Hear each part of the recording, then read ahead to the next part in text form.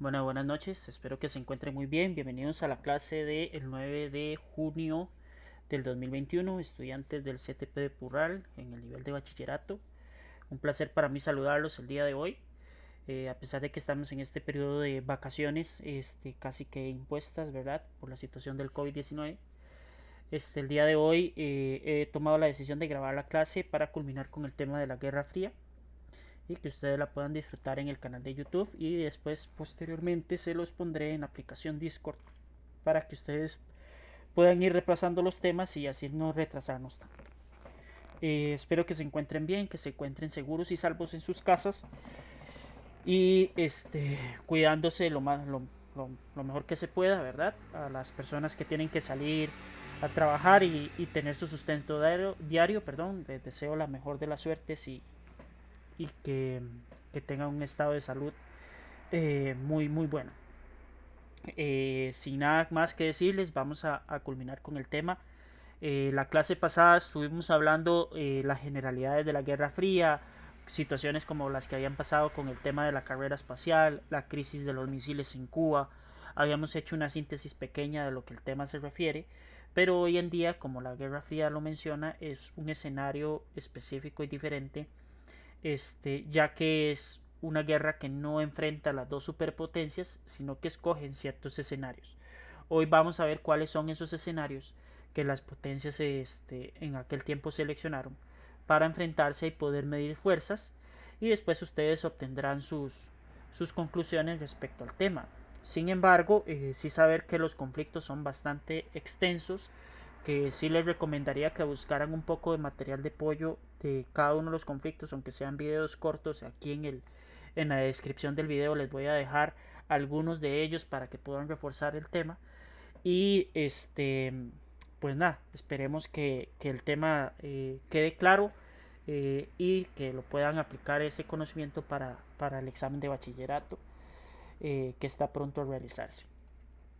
Sin más que decir, ¿verdad? Recordar que la Guerra Fría es un enfrentamiento entre la Unión de Repúblicas Socialistas Soviéticos con el sistema económico comunista contra los Estados Unidos con el sistema capitalista, y este con dos filosofías totalmente de vida distintas y casi que contrarias, ¿verdad? Hasta se anteponen según los expertos, pero que al final de cuentas pesó más algunas estrategias que colocaron a los Estados Unidos por encima de la Unión Soviética, y el gran vencedor de todo este conflicto de la Guerra Fría que nos tuvo tensos durante 50 años aproximadamente, fue el sistema capital impuesto por los Estados Unidos. Eh, el primer conflicto que vamos a estar analizando hoy se va a dar en la mitad del siglo XX, es decir, en 1950, en lo que se conoce como la Guerra de las Coreas. Corea, la península de Corea está dividida hoy en día en dos países, Corea del Norte y Corea del Sur. Generalmente cuando veamos estos conflictos, la parte del norte es de corte comunista y la parte del sur va a ser de corte capitalista. Esto va a servir también para la guerra de Vietnam. La península de Corea estaba dividida a como está dividida actualmente en el paralelo 38 grados. Aquí me voy a enfocar un poco a cuando uno estaba en la escuela o en el colegio, ¿verdad? Hace muchos años, cuando veía las líneas de meridiano y las paralelas, ¿verdad? Que son estas líneas horizontales imaginarias que crucen la Tierra de este a oeste o de oeste a este, y que su paralelo cero es el Ecuador. El paralelo imaginario, esa línea divisoria imaginaria que separa las dos Coreas, es el paralelo 38, y ahí estaban divididos. Resulta que para el año 1949, con el triunfo comunista en China, empiezan a hacer un apoyo sobre la Corea del Norte para hacer una invasión sobre la Corea del Sur de corte capitalista. El comunismo se estaba expandiendo bastante rápido sobre todo el continente asiático, y eso va a generar que haya un conflicto bastante importante en esa zona. El 25 de junio arranca el conflicto de 1950, donde los norcoreanos deciden traspasar la frontera de ese paralelo 38 que les estaba mencionando. Esa invasión tenía un solo objetivo, que era la reunificación de toda la península de Corea, y que solo se pasara a ser un país de corte comunista. Corea del Norte recibió la ayuda de China para esa invasión y de la Unión Soviética después, y la parte del sur recibió todo el apoyo de los Estados Unidos. Eh, el general Douglas MacArthur, que es uno de los generales más destacados durante la Segunda Guerra Mundial, ya que fue una de las personas que peleó en la Guerra del Pacífico contra Japón, sugiere al presidente de aquel tiempo, Harry Truman, que es necesario utilizar el armamento nuclear que había desarrollado los Estados Unidos. Gracias a ese comentario de Douglas MacArthur, él es separado de su cargo, porque no se consideraba utilizar armas de estilo atómico en esa península por la gran destrucción que podían ocasionar. Sin embargo, aún así, la guerra cobró aproximadamente 5 millones de vidas, y con el apoyo de Estados Unidos, Corea del Sur puede hacer que las tropas norcoreanas se retiren, y para el 27 de julio, después de 3 años de mucho conflicto, se firma el Tratado de Paz y se establece otra vez la línea del paralelo 38 como la división entre las dos Coreas. El paralelo 38 es clave para identificar el conflicto de Corea cuando ustedes estén realizando la prueba. Y hoy en día esa zona del paralelo 38 es la zona militar más tensa del planeta. Entonces ahí está ocurriendo esa situación. Hoy en día hay una tensión militar muy fuerte entre Corea del Norte y casi que con todo el resto de países capitalistas, porque pues se menciona que tienen armamento nuclear y es una amenaza para Corea del Sur y los vecinos cercanos, que son vecinos estratégicos para los sistemas capitales de Francia, Estados Unidos y Gran Bretaña principalmente. Después tenemos el conflicto en China. China también tuvo una situación muy similar, en donde esta es un poquito antes de la guerra de Corea, va a iniciar en 1939 a 1949, donde los comunistas deciden que es hora de empezar a gobernar China. Hay dos bloques muy separados dentro de la misma China. Uno es los capitalistas, encabezados por Chiang Kai-shek, y los comunistas encabezados por el líder Mao Zedong. La revolución china empieza con una guerra civil entre ambos bandos, ¿verdad? Se enfrentan estas dos potencias, digamos, estos dos partidos políticos, estas dos filosofías. Y la que va a ganar es la filosofía de Mao Zedong. El señor Chiang Kai-shek es exiliado, y él se mueve con mucha de su población hacia la isla de Formosa, que es una isla que está cerca de China, que hoy en día la conocemos como Taiwán. Y Mao Tse, que es el encargado de ganar la guerra civil china, se va a encargar de fundar la República Popular de China de corte comunista, situación que hasta cierto punto se mantiene el día de hoy, ¿verdad? Esa pequeña isla de color naranja que ustedes pueden observar acá es la isla de Formosa, conocida hoy en día como Taiwán, reconocida por casi todos los países del planeta. Sin embargo, China dice que Taiwán todavía les pertenece y que es una provincia rebelde de ellos, y que en algún momento pues retomarán Taiwán cuando les corresponda, de acuerdo al derecho que ellos tienen. Taiwán se reconoce como un país propio y es un país muy desarrollado, y está incluso en la Organización de las Naciones Unidas reconocida como tal. Los países que tienen relaciones comerciales con Taiwán no pueden tener relaciones comerciales con China, y viceversa. Por eso es que en Costa Rica, cuando se firma el tratado comercial con China, firmado por don Oscar Arias, el expresidente, dejamos de comerciar con Taiwán y pasamos a firmar el tratado comercial con China, que es cuando se construye el tema del Estadio Nacional y todo este asunto. Dentro de las medidas que toma Mao Tse, se tradujeron en muchísimas muertes, ¿verdad? Por gente que no estaba a favor del régimen comunista instaurado por Mao Tse. Y lo consideraba, incluso estas personas eran consideradas como una amenaza personal para el mismo Mao, y eso va a generar que sus rivales sean masacrados, ¿verdad? Intentó controlar todas las fuerzas armadas. Y en 1960 Mao Zedong, después de toda la invasión que hizo Japón en la Segunda Guerra Mundial y todo lo demás, decide que hay que instaurar una revolución que va desde un punto de vista más cultural para recuperar aquellas viejas costumbres que identificaban a los chinos.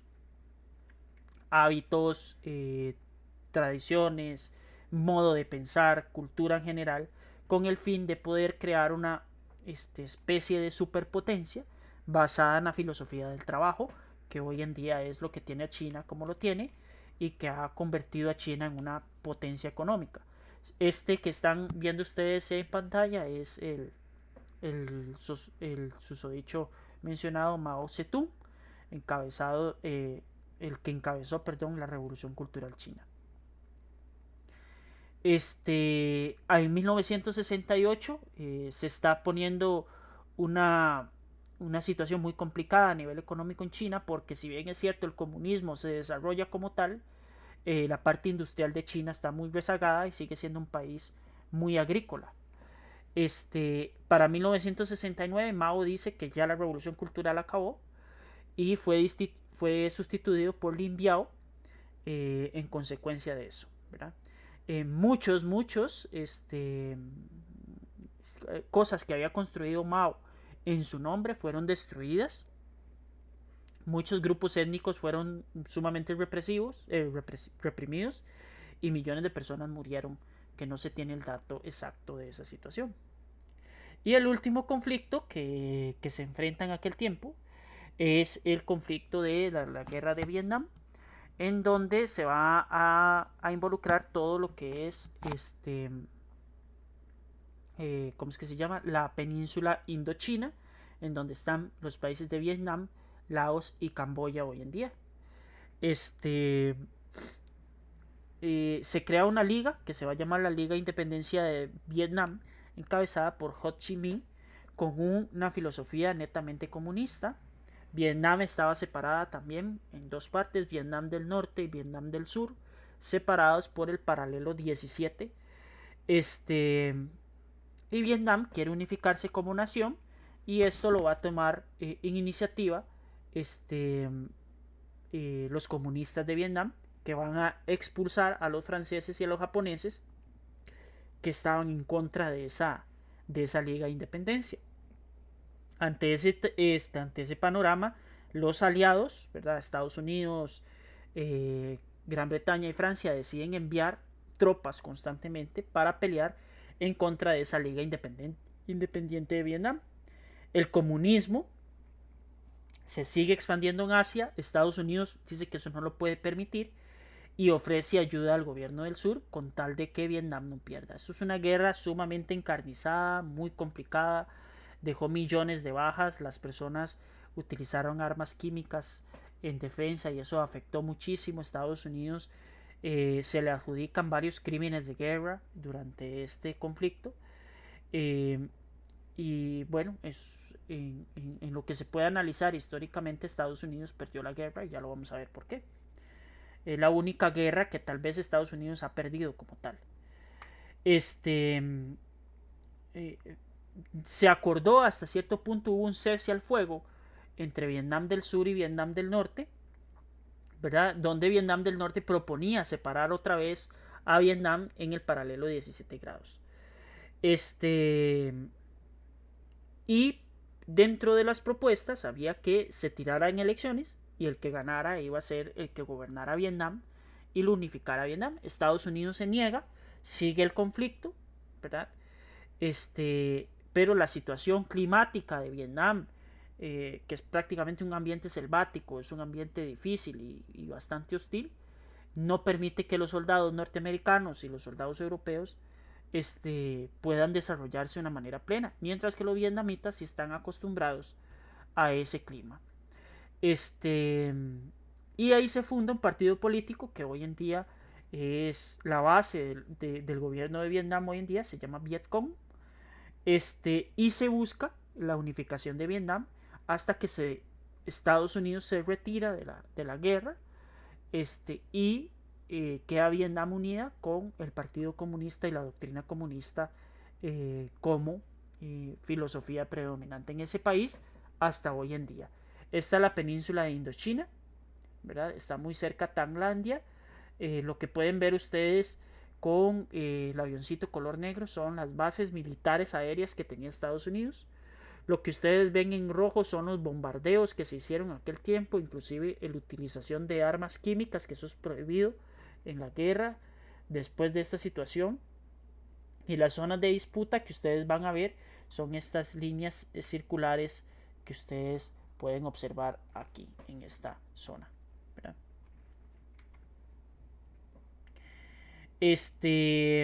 Hay bombardeos masivos, hay destrucción, hay afectación a la población en general, hay afectación del medio ambiente también.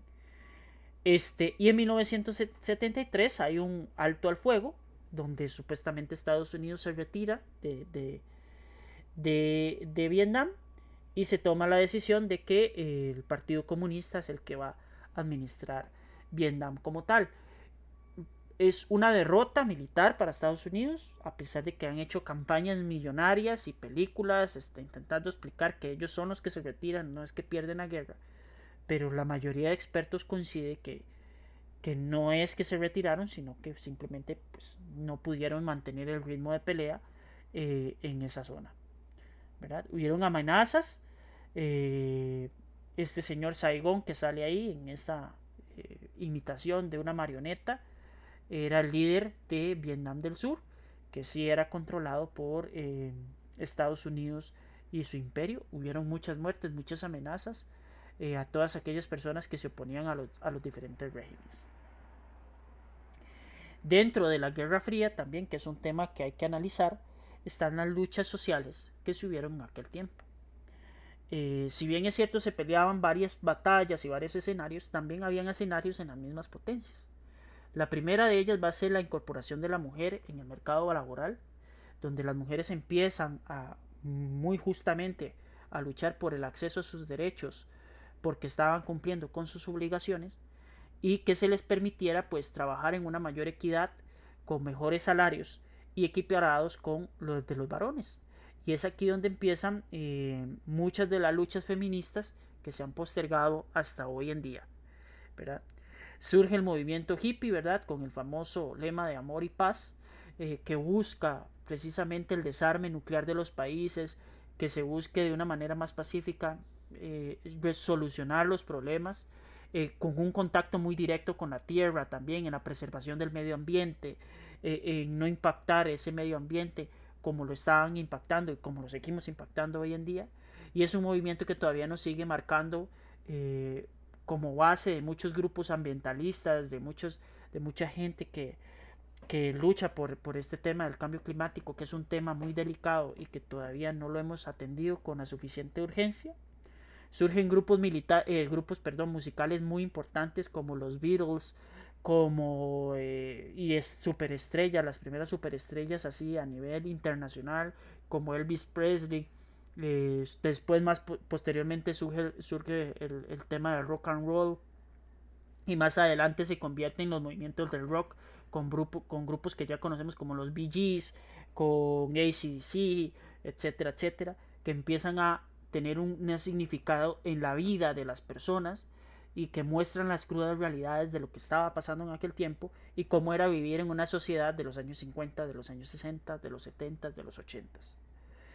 También hay una liberación sexual en donde las personas empiezan a disfrutar su vida sexual con una mayor apertura. Aparecen los primeros preservativos, aparecen los primeros métodos de control natal, ya hay una creación o se empieza a crear una conciencia en la cantidad de hijos o hijas que las personas pueden o deben tener en un país desarrollado, que implica una inversión muy grande para cada uno de sus niños o niñas.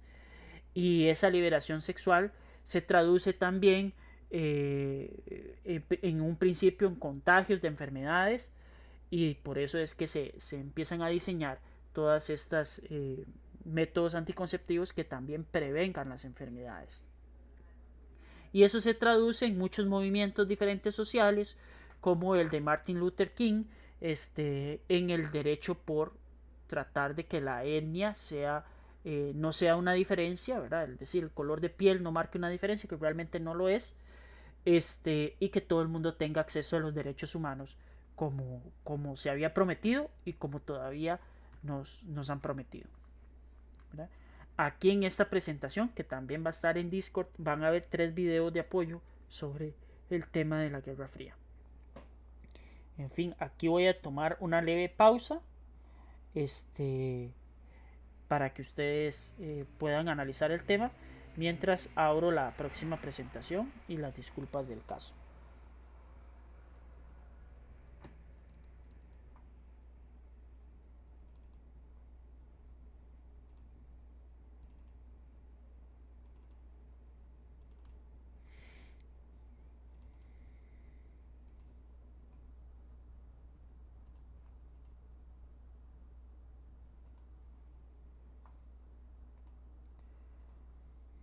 Dentro de los temas que hay que ver están las luchas sociales y la Guerra Fría en América Latina, qué era lo que pasaba acá en América, cuáles eran las situaciones que se enfrentaban. No voy a culminar el tema como tal porque es bastante amplio, sino que lo seguimos en otra clase grabada para que esta no se vuelva muy pesada, pero sí podemos darle algunas pinceladas de lo que fueron esas luchas sociales y qué pasaba en América durante la Guerra Fría. La intervención de Estados Unidos sobre los diferentes países latinos en la instauración de ciertos dictadores, en la instauración de ciertos líderes políticos que beneficiaban o buscaban permanecer con los derechos de los privilegios y los intereses de los Estados Unidos. Si nosotros ponemos a ver las intervenciones que hicieron sobre toda América Latina, prácticamente que ningún país se salvó. Estados Unidos siempre intervino de manera militar, en algún conflicto político, en algún conflicto económico. Tal es así que en Centroamérica hay una guerra entre centroamericanos, guerras civiles, que lo vamos a estar analizando más adelante. Y en Sudamérica tampoco es la excepción, ¿verdad? Gracias a esas intervenciones y a esa filosofía socialista y comunista que venía empujando. Estas son todas las intervenciones que hay en América. La imagen va a estar ahí, ustedes la pueden observar, ¿verdad? Como les digo, no hay país en América Latina que se salve, ¿verdad? Creo que la excepcionalidad estamos nosotros y Belice como países, pero siempre han habido intervenciones en todas partes, para bien o para mal, ¿verdad? Eso va a empezar con el presidente Carter hasta el mismo George W. Bush, ¿verdad? Que están ahí. Y por parte del lado soviético, también hay intervenciones en algunos países, como el caso de Cuba y la intervención de la crisis de los misiles que ya nosotros pudimos analizar. Y aquí esta imagen es muy completa, está en inglés, pero simplemente con ver un poco ahí las intervenciones para darnos una idea, un panorama de qué era lo que ocurrió en América Latina en aquel tiempo. El primer caso que vamos a estar analizando de esas intervenciones fue el de Guatemala con el señor Jacobo Arbenz en el año 1954. Él interrumpe el proceso democrático que se vivía viviendo en Guatemala e inicia un periodo de dictaduras militares en Guatemala hasta el año 1985, gracias a la intervención del Servicio de Inteligencia de los Estados Unidos, más conocido como CIA. La CIA pone a Jacobo Arbenz para proteger los recursos naturales. Muchos de los recursos naturales de Guatemala los tenían comprometidos a estadounidenses. El otro caso es el de este señor, Salvador Allende, un excelente presidente de filosofía de izquierda, es decir, comunista, socialista. Es sustituido por el señor Augusto Pinochet, que es este que está acá, dictador con muchísimos cuestionamientos, con crímenes sobre la humanidad, que nunca fue encarcelado, nunca fue enjuiciado como tal para que pagara por las situaciones que vivió Chile durante muchísimos años, porque fue una dictadura bastante represiva. Pero bueno, eso es parte de la intervención que se hizo en Chile en aquel momento. Por el lado de Argentina, con los gobiernos de Perón, se había generado una gran cantidad de expectativa por los gobiernos democráticos de Perón, en donde se involucraba mucho el tema social y donde se apoyaba a él en las masas, se le daba un golpe de estado militar encabezado por los líderes argentinos de corte capital y apoyados por los Estados Unidos, ¿verdad? Donde surgen algunos grupos revolucionarios, algunos grupos que se anteponen a ese golpe de estado que se le hizo a Juan Domingo Perón en los años 70 en Argentina, y uno de esos grupos son los Montoneros. Si alguna vez han escuchado canciones, por ejemplo, de los Fabulosos Cadillacs, como Malbicho o como Matador, se refieren a esa época, ¿verdad? de Argentina, donde las constantes dictaduras militares poco a poco fueron acabando con la base democrática de Argentina y que les costó muchísimo recuperarla posteriormente, ¿verdad? Hay otras intervenciones, ¿verdad? Por ejemplo, en el caso de grupos guerrilleros que se instauraron por inversión de la Unión Soviética, pasó en Colombia, pasó en Bolivia, pasó en Perú, ¿verdad? Pasó en naciones centroamericanas como en Guatemala, como Salvador, como Honduras, en la misma Nicaragua. Y el régimen soviético lo que intentó fue poner un poco de discordia y un poco de anarquía dentro de estos países con el fin de generar molestias y buscar cuáles van a ser los diferentes países que se van a alinear al bloque soviético. Entre ellos quedó Cuba, obviamente, quedó Nicaragua con los gobiernos de Ortega y quedó en Venezuela con el gobierno de Hugo Chávez, y posteriormente con el gobierno de Nicolás Maduro hoy en día, ¿verdad? Esas revoluciones, pues bueno, no sé qué tan buenas han sido, ¿verdad? Pero ahí están y siguen siendo los países satélites del comunismo acá en América Latina. En cuanto al caso de Panamá y Nicaragua, por ejemplo, Panamá tuvo una dictadura hasta 1989 de 21 años por el general Omar Torrijos, ¿verdad? Esa caída general de ese general la va a generar este señor Antonio Noriega, con apoyo de los Estados Unidos. Estados Unidos tenía intereses ahí en Panamá y todavía los tiene por la construcción del canal de Panamá. Y en Nicaragua, que eso lo vamos a estar analizando más adelante, se da la revolución sandinista para acabar, ¿verdad?, con la dictadura de la familia Somoza, que fue una familia muy complicada. Si hoy en día Nicaragua tiene situaciones complicadas, en aquel tiempo con más razón con la dictadura de los Somoza. Lastimosamente se ha cambiado una por otra y pues la situación del país como que no mejora mucho, ¿verdad? Para dolor de nuestros hermanos nicaragüenses. En cuanto a la Alianza para el Progreso, Estados Unidos crea una serie de programas económicos para tratar de agilizar la economía y dinamizar la economía y la productividad agrícola de los países de América Latina. Se instaura una reforma, esa Alianza para el Progreso busca una reforma agraria donde haya una mayor productividad agrícola, una liberación total del comercio y eliminación de esos monopolios que se habían creado, una reforma en los sistemas de impuestos, buscar cómo hacer que las familias tengan mejor acceso a las viviendas, mejorar las condiciones sanitarias, mejorar el acceso a la educación y tratar de acabar con el analfabetismo, ¿verdad? Y se buscaba con esta Alianza del Progreso propuesta por John F. Kennedy, que América Latina tuviera mejores condiciones de vida para su población y para frenar también la filosofía comunista que estaba en constante expansión en los diferentes países de América Latina. Costa Rica no es la excepción, pero también se somete al programa de Alianza para el Progreso, ¿verdad? Sin más que decirles, esta clase culmina acá con las luchas y reivindicaciones sociales que las vamos a estar analizando prontamente y más adelante. Muchas gracias, muy buenas noches y que tengan un excelente día.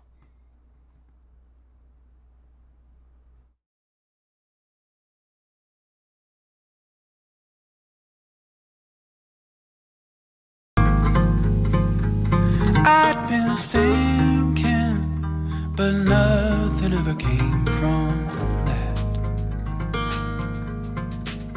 Endless waiting, hoping that you'd react. 'Cause when I saw you move, thought, oh, she's a dancer, oh, she's a danger, the way she makes so